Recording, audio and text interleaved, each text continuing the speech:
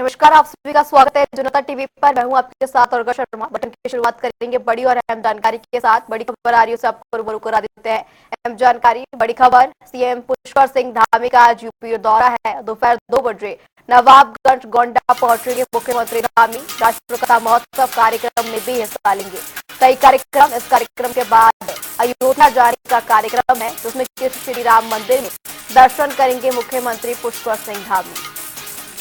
मुख्यमंत्री पुष्कर सिंह धामी का आज यूपी दौरा रहने वाला है। कई कार्यक्रम उनके प्रस्तावित। इस दौरान दोपहर 2 बजे नवाबगंज गोंडा पहुंचेंगे मुख्यमंत्री पुष्कर सिंह धामी। यहां पर राष्ट्रकथा महोत्सव कार्यक्रम का आयोजन होना है, जिसमें वो हिस्सा लेंगे। इस कार्यक्रम के बाद उनका अयोध्या जाने का कार्यक्रम है, जहां पर श्री राम मंदिर में मुख्यमंत्री पुष्कर सिंह धामी पूजा अर्चना करते हुए नजर आएंगे। यूपी दौरा आज मुख्यमंत्री पुष्कर सिंह धामी का दोपहर 2 बजे नवाबगंज पहुंचेंगे। यहाँ पर कई कार्यक्रम है। राष्ट्रकथा महोत्सव कार्यक्रम का भी यहाँ पर आयोजन किया जा रहा है, जिसमें मुख्यमंत्री पुष्कर सिंह धामी शिरकत करेंगे। कई कार्यक्रम, इस कार्यक्रम के बाद अयोध्या पहुंचेंगे।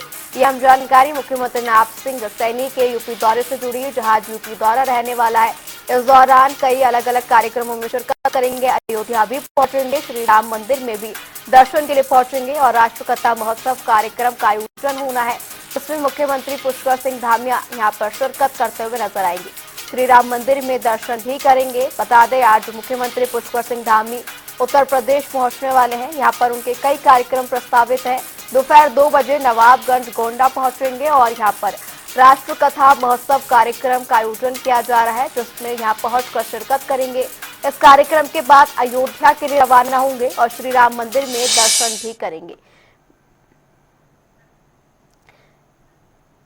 इसी खबर पर ज्यादा जानकारी के लिए हमारे साथ देहरादून से हमारे संवाददाता अरुण सैनी हमारे साथ लाइव जुड़ चुके हैं। अरुण, आज मुख्यमंत्री पुष्कर सिंह धामी के कई कार्यक्रम प्रस्तावित है। यूपी दौरा आज उनका रहने वाला है, अयोध्या भी पहुंचेंगे। क्या क्या कार्यक्रम सिलसिलेवार तरीके से? बिल्कुल, मुख्यमंत्री पुष्कर सिंह धामी का आज उत्तर प्रदेश दौरा है और मुख्यमंत्री पुष्कर सिंह धामी किसी देर में जो है वो उत्तर प्रदेश पहुंचे हैं और वहाँ पर 2 बजे नवाबगंज मतलब उत्तर प्रदेश के मुख्यमंत्री पुष्कर सिंह धामी वहाँ पर पहुंचेंगे और इसके साथ ही राष्ट्रकथा महोत्सव के अवसर पर जो कार्यक्रम वहाँ पर आयोजित किया गया है, उस कार्यक्रम में शिरकत मुख्यमंत्री करेंगे और वहाँ पर कार्यक्रम में मुख्यमंत्री जो है सम्मिलित होंगे। इसके बाद जो है मुख्यमंत्री पुष्कर सिंह धामी का कार्यक्रम श्री राम मंदिर अयोध्या जाने का भी कार्यक्रम है, वहाँ पर भी मुख्यमंत्री जाएंगे, पूजा अर्चना वहाँ पर करेंगे। तो इस तरीके के जो है कार्यक्रम मुख्यमंत्री को प्रदेश में आज रहने वाले हैं और जो कार्यक्रम है राष्ट्रकथा महोत्सव, इस कार्यक्रम में अभी किसी देर में जो है मुख्यमंत्री पुष्कर सिंह धामी देहरादून से दिल्ली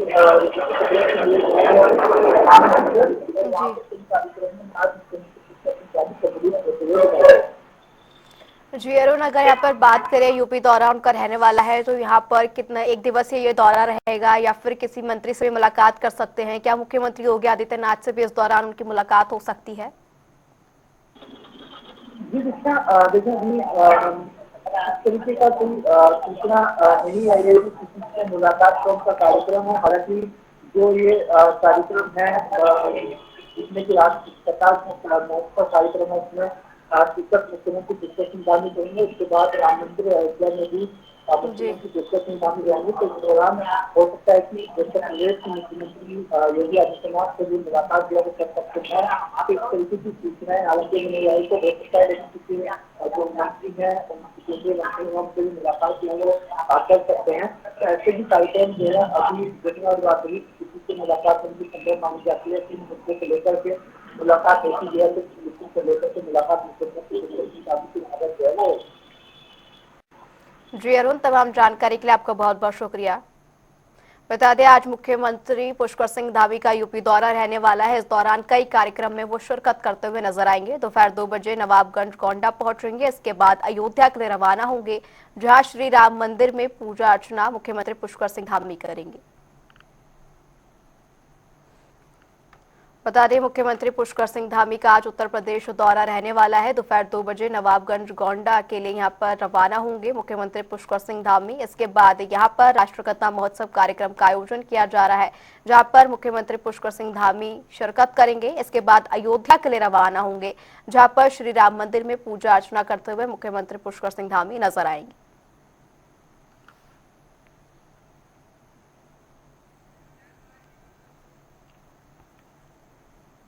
मसूरी में कैबिनेट मंत्री गणेश जोशी ने अंकिता भंडारी हत्याकांड को लेकर विपक्ष पर हमला बोला है। उन्होंने कहा कि सरकार किसी भी जांच से पीछे नहीं हटेगी, लेकिन सीबीआई जांच केवल राजनीतिक आरोपों पर नहीं हो सकती है।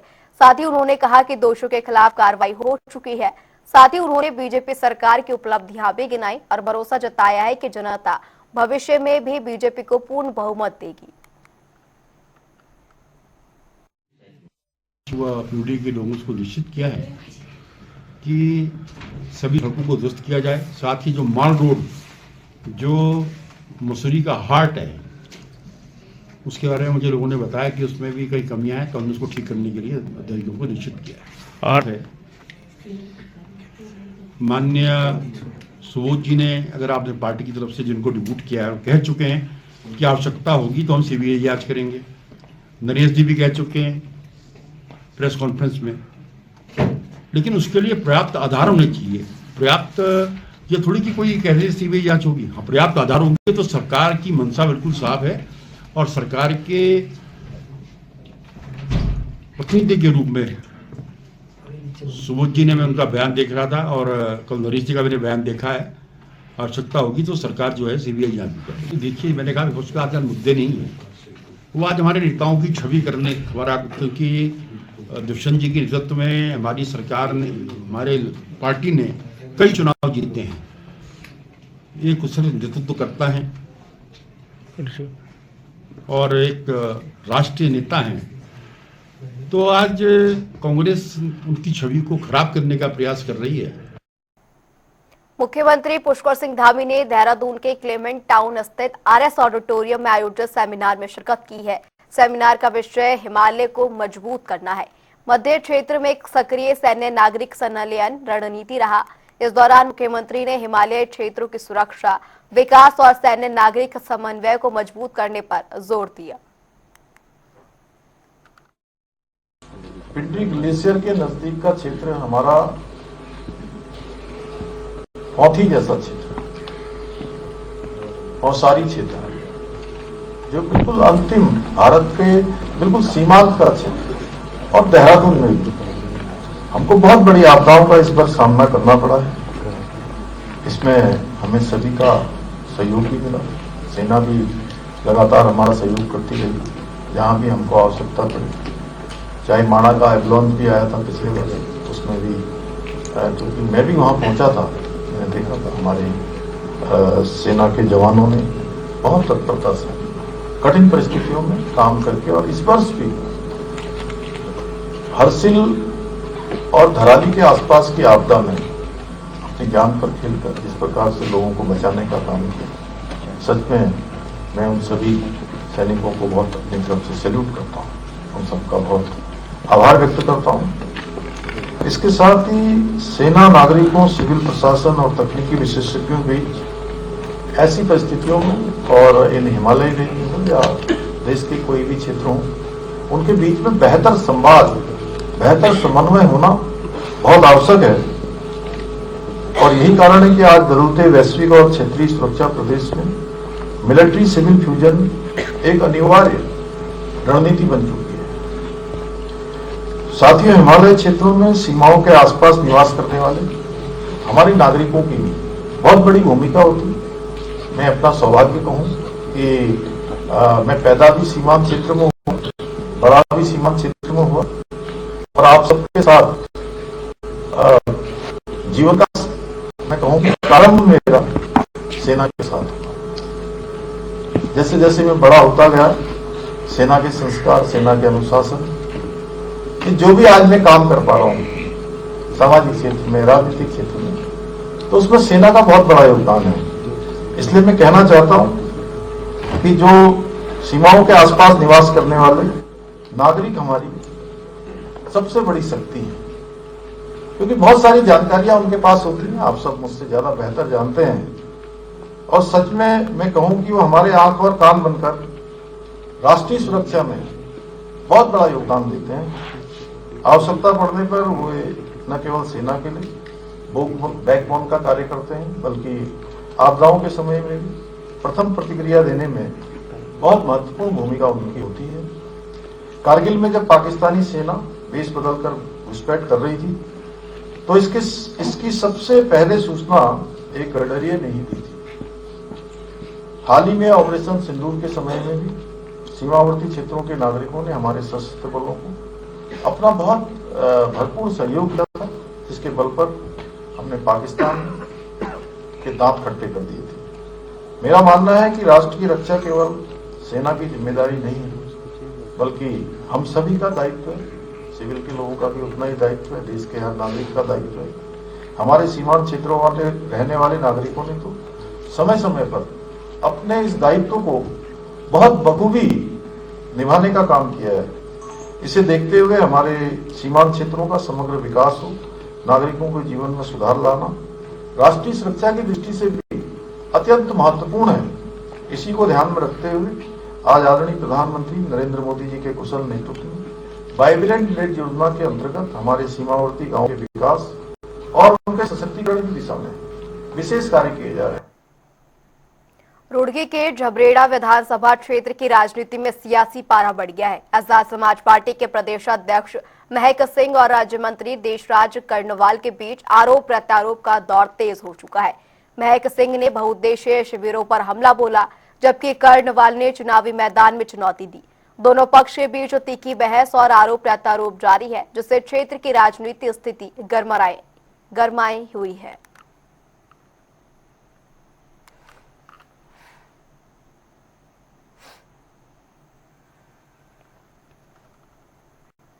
चलिए रुक करेंगे इसी बीच आ रही एक अहम और बड़ी जानकारी की ओर। बड़ी खबर उससे आपको रूबरू करा देते हैं। अहम जानकारी, उत्तराखंड में कमर्शियल वाहनों की मैनुअल फिटनेस प्रक्रिया बंद हो गई है। आरटीओ और एआरटीओ दफ्तरों में अब फिटनेस नहीं होगी।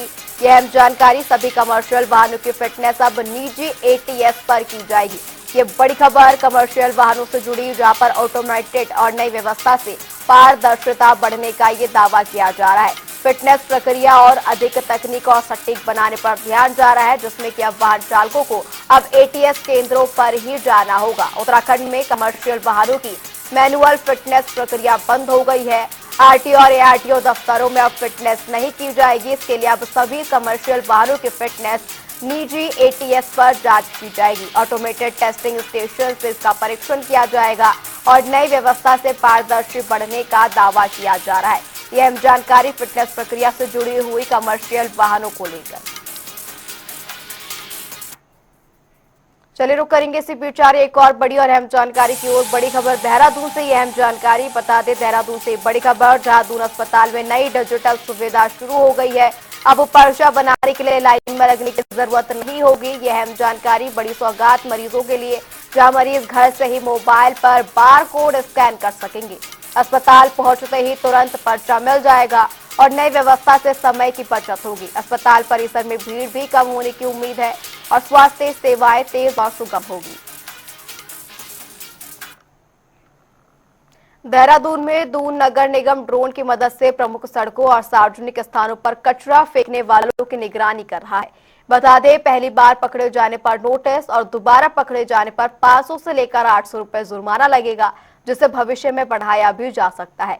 वहीं मुख्य स्वास्थ्य अधिकारी अविनाश खन्ना ने बताया है कि अब तक 7 से 8 चालान काटे गए हैं। देखिए, कुल ऐसे जो है जो ड्रोन के माध्यम से जो हम लोगों ने चालान किए हैं, लगभग 7 या 8 के करीब चालान है, जिसमें कि ड्रोन के उसमें लाइव फीड के अनुसार जो है, जो उन लोगों के द्वारा जो आपत्ति स्थिति में कूड़ा फेंका गया या फिर 1-2 जगहों पर जो हमने सिंगल यूज प्लास्टिक का भी उपयोग होते हुए देखा ड्रोन के माध्यम से, उनका भी चालान विधि अनुसार किया।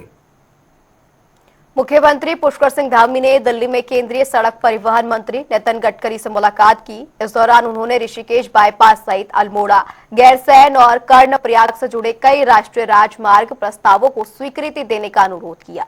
तो वहीं इस पर बीजेपी प्रदेश मीडिया प्रभारी मनवीर चौहान ने कहा कि बीजेपी शासन में उत्तराखंड सड़क कनेक्टिविटी और विकास की दिशा में तेजी से आगे बढ़ रहा है। राज्य में जिस प्रकार से चाहे हम प्रधानमंत्री ग्राम सड़क योजना की बात करें, चाहे राष्ट्रीय राजमार्ग की बात करें, जिस तरह से डबल इंजन की सरकार में रोडों का एक पूरा जाल प्रदेश के अंदर बिछा है, वो निश्चित रूप से ये ऐतिहासिक कार्य उत्तराखंड राज्य में हो रहे हैं और आगे और अधिक योजनाएं हमको मिले, इसको लेकर के आदरणीय मुख्यमंत्री जी के द्वारा हमारे केंद्रीय मंत्री नितिन गडकरी जी से उनकी मुलाकात हुई, उनकी मीटिंग हुई और वहां पर संदर्भित अधिकारियों के सामने उत्तराखंड में जो प्रोजेक्ट स्वीकृत हो सकते हैं, जो आगे भविष्य में यहाँ पर सड़क प्रोजेक्ट आने वाले हैं, उसको लेकर के विस्तार से चर्चा हुई। और उत्तराखंड राज्य में जिस तरह से चाहे ऑल अदर प्रोजेक्ट हो, भारतमाला प्रोजेक्ट हो, उत्तराखंड राज्य में ऐतिहासिक कार्य रोडों के सड़क के क्षेत्र में हुए हैं। इसके लिए हम आदरणीय मुख्यमंत्री जी का धन्यवाद करते हैं, केंद्र की आदरणीय मोदी सरकार का धन्यवाद करते हैं कि डबल इंजन की सरकार में उत्तराखंड राज्य में सड़क निर्माण को लेकर के ऐतिहासिक और रिकॉर्ड काम हुए। जहां एक और प्रदेश सरकार लगातार राज्य को आध्यात्मिक राजधानी बनाने की ओर अग्रसर है, तो वहीं नगर निगम द्वारा भी राजधानी देहरादून के प्रमुख चौकों को ऐतिहासिक और सांस्कृतिक रूप देने की पहल शुरू कर दी गई है। बता दें, निरीक्षण के दौरान देहरादून मेयर ने यह निर्णय लिया है, जिसके चलते हाल ही में दून के दो मुख्य चौक लैंसडाउन चौक को वीर केसरी चंद चौक और कनक चौक को महर्षि वाल्मीकि चौक के नाम पर परिवर्तित किया गया। तो वही कांग्रेस का मानना है कि नगर निगम को चौकों के नाम बदलने की जगह अपने आधिकारिक काम करने की जरूरत है। इसी कड़ी में बीजेपी ने पलटवार किया है। कांग्रेस को सदा से सनातन के प्रति हमेशा नफरत रही है। आज हमने अगर महर्षि वाल्मीकि के नाम पर किसी चौक का नाम रखा है नगर निगम में, तो उससे वो इस प्रकार की राजनीति, इस प्रकार का उन्हें द्वेष, ये बहुत ही गलत है। महर्षि वाल्मीकि, क्या उनके विषय में हमारे बच्चों को जानकारी नहीं होनी चाहिए? लैंसडाउन क्यों हम जो किसी अंग्रेज के नाम पर रखें? अगर हम जो है पुरानी गलतियों को सुधार रहे हैं और अपने बच्चों को सनातन संस्कृति के उन योद्धाओं के बारे में बता रहे हैं, उन ऋषियों के बारे में बता रहे हैं, उनकी जानकारी होनी चाहिए हमारे बच्चों को। तो कांग्रेस बेवजह मुद्दा बना रही है, जनता जानती है। कांग्रेस को अगर नगर निगम में सौरभ थपलियाल जी ने 1 लाख से अधिक वोटों से धूल चटाई है, तो हमारे पूर्व मेयर ने काम किया होगा, हमारे पार्षदों ने काम किया, तभी तो चटाई है। फिर भी जो है कांग्रेस इस प्रकार की राजनीति से बाज नहीं आ रही है और इन महान संतों के अपमान करने का काम जो है कांग्रेस कर रही है। उनको हमेशा अंग्रेजी शख्सियत वाले नाम ही चाहिए। हमारे साधु संतों के नाम से कांग्रेस को सदा से नफरत रही है। देहरादून में जन जन की सरकार जन जन के द्वार कार्यक्रम के तहत ग्राम पंचायत खरीद खड़क माफ के बहुउद्देशीय शिविर आयोजित किया गया। इस दौरान उप जिलाधिकारी योगेश मेहरा की अध्यक्षता में 60 शिकायतें प्राप्त हुई, जिनमें के 17 का मौके पर ही समाधान कर दिया गया। वहीं एसडीएम ने कहा कि जनता की समस्याओं का त्वरित और समयबद्ध निस्तारण प्रशासन की सर्वोच्च प्राथमिकता है। देखिए, आज जो जन जन के द्वार जन जन की सरकार शिविर का आयोजन यहाँ पे किया गया, उसमें लगभग 60 शिकायतें हमें प्राप्त हुई हैं और 60 शिकायतों में से कुछ शिकायतें ऐसी थी जिनका मौके पे तत्काल समाधान भी किया गया है और बाकी जो अवशेष शिकायतें हैं वो टाइम बाउंड मैनर में संबंधित विभागीय अधिकारियों को उसका निस्तारण करने के लिए कहा गया है। और कुछ शिकायतें ऐसी थी जो बेसिकली छोटे से स्पॉट इंस्पेक्शन से भी उसका निराकरण हो सकता था। तो ऐसे में जो नजदीकी ग्राम सभाओं में, चाहे वो पीडब्ल्यूडी हो, सिंचाई विभाग हो, राजस्व विभाग हो, वन विभाग हो, उनके द्वारा जो छोटे छोटे स्पॉट इंस्पेक्शन करके शिकायतों का निराकरण किया जाना है, उसमें निर्देशित किया गया है कि शिविर के बाद अभी काफी समय बचा हुआ है, तो वो स्पॉट इंस्पेक्शन करके अपना जो भी कार्रवाई उसमें करना है वो उसको पूरा करें। कॉलेज में जन जन के द्वार जन जन की सरकार का बहुउद्देशीय शिविर का आयोजन किया गया है, जिसमें कि विभिन्न विभागों के अधिकारी उपस्थित हैं, जिसमें कि जनता की जो शिकायतें हैं, कुछ भी शिकायतें, उनका निवारण यहीं पे किया जा रहा है या उन किसी को आश्वासन दिया जा रहा है। हमारी भी गायत्री क्लस्टर में समूह की महिलाएं 2054 जुड़ी हुई हैं, जिसमें कि समूह की महिलाओं के लिए भवन की व्यवस्था नहीं थी, जिसमें कि हमारे ग्राम प्रधान श्यामपुर जी के द्वारा हमें भवन के लिए वो जमीन दी गई है, जिसमें से आगे कोई कार्रवाई नहीं हो पा रही थी। तो हमने अभी यहाँ जनता दरबार में अपने लेटर दिया है, जिसमें कि एडीएम सर एवं तहसीलदार सर के द्वारा हमें आश्वासन दिया गया है कि जल्दी इस चीज का निवारण किया जाएगा। नैनीताल हल्द्वानी राष्ट्रीय राजमार्ग पर ताकुला गांव के पास सवारियों से भरी एक स्विफ्ट कार खाई में जाकर गिर गई। हादसे की सूचना मिलते ही नैनीताल पुलिस, दमकल विभाग और प्रशासन की टीम मौके पर पहुंची। रेस्क्यू ऑपरेशन में वाहन सवार सभी 5 लोगों को सुरक्षित खाई से बाहर निकाल लिया गया है, अस्पताल भेजा गया है। बता दें, अंधेरा और जंगल होने की वजह से रेस्क्यू में दिक्कतें आई, लेकिन समय रहते सभी को बचा लिया गया। 112 के माध्यम से सूचना आई तो तुरंत ही हमारी पुलिस की टीम, फायर की टीम, एसडीआरएफ की टीम मूव हुई और क्योंकि दूरी जो है तकरीबन थाने से 5 किलोमीटर हल्द्वानी की ओर थी, तो तुरंत ही हम वहाँ पे पहुंच गए थे। हमारी टीम ने तुरंत रेस्क्यू स्टार्ट किया। आधा घंटे के अंदर सभी लोगों को, क्योंकि उसमें 5 लोग सवार थे और यूपी 22 नंबर की गाड़ी थी, रामपुर की थी, और तुरंत जो है उन लोगों को आधा घंटे के अंदर जो है अस्पताल पहुंचाकर प्राथमिक उपचार दिया गया और डॉक्टरों ने सभी को जो है कुशल बताया। चलिए रुक करेंगे इस बीच आ रही एक बड़ी और अहम जानकारी की ओर। बड़ी खबर उससे आपको रूबरू करा देते हैं। अहम जानकारी, बड़ी खबर, जहां सरकारी जमीन पर अवैध कब्जों के खिलाफ धामी सरकार का सख्त एक्शन देखने को मिला। यूपी सिंचाई विभाग की जमीन पर यह अवैध दरगाह बनी थी, अब अवैध दरगाह पर बुलडोजर चला है। ये अहम जानकारी, गंगा घाट की सरकारी भूमि पर ये अवैध दरगाह बनाई गई थी। प्रशासन ने पुलिस बल की मौजूदगी में बुलडोजर चलाया। रुड़की मजिस्ट्रेट के नेतृत्व में सिंचाई विभाग की ये टीम मौजूद रही। ये हरिद्वार से अहम जानकारी, जहां अवैध दरगाह पर बुलडोजर चलाया गया और कार्रवाई के दौरान क्षेत्र में स्थिति पूरी तरह नियंत्रण में रही। चलिए रुक करेंगे इसी बीच आ रही एक और बड़ी और अहम जानकारी की ओर। बड़ी खबर उससे आपको रूबरू करा देते हैं। अहम जानकारी, अंकिता भंडारी हत्याकांड से जुड़ी ये बड़ी खबर। कई दिनों की चुप्पी तोड़कर सामने आए सुरेश राठौड़, बोले जांच में पूरा सहयोग करूंगा। यह अहम जानकारी, सुरेश राठौड़ का यहाँ पर बड़ा बयान सामने आया है। कई दिनों से गायब थे और सोशल मीडिया पर अब उन्होंने अपना बयान जारी किया है। अब सामने आकर अपना बयान दिया, बोले पुलिस प्रशासन और जांच एजेंसियों के सहयोग के लिए पूरी तरह वो तैयार है। उर्मिला सनावर द्वारा लगाए गए आरोप पूरी तरह गलत। उर्मिला के द्वारा लगाए गए आरोपों को सुरेश राठौड़ ने पूरी तरीके से गलत बताया है। आज अपनी फेसबुक के माध्यम से आपसे कहना चाहता हूं कि मेरे ऊपर कुछ मिथ्या आरोप लगाए गए थे, तो मैंने उनको प्रेस के माध्यम से अपनी बात आप सब तक पहुंचाने का काम किया। मैं दुखी मन से एकांतवास में निकल गया अपनी पत्नी रविंद्र कौर को बताकर कि मैं 5-7 दिन के अंदर लौटूंगा। मेरा मन बहुत दुखी था और दुखी मन से मैं शीघ्र आपके बीच में आ रहा हूं। सरकार या पुलिस या किसी भी प्रकार की जो जांच चल रही है, मैं पूर्ण विश्वास दिलाता हूं कि पूरा सहयोग अपना प्रदान करूंगा। मैं जो भी हो तथ्य वो सब सामने रख दूंगा। इन मिथ्या आरोपों से मैं और मेरा मन बहुत दुखी है। मैं जल्दी आपके बीच में आकर अपनी बातों को सरकार के बीच में और जो भी जांच करने वाले जांच अधिकारी हैं उनके बीच में आकर रखता हूं। फिलहाल उत्तराखंड की खबरों में इतना ही। रुकेंगे एक छोटे से ब्रेक के लिए।